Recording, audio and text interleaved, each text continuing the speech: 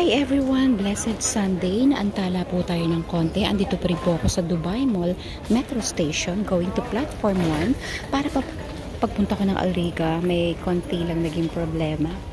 So ayan guys, kaya dapat palagi nyo i-check ang NOL card nyo, yung lahat po ng mga kabayan natin na nandito. Make sure na may laman yung NOL card nyo kasi po minsan is may unexpected na nag-check ng NOL card. Kung halimbawa pong walang laman yan, kukunin yung Emirates ID nyo at magbabayad kayo ng 200 dirhams. So, ayan.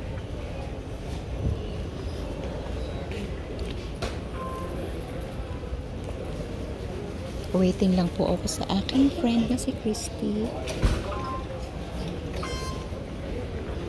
Blessed Sunday everyone. God bless all.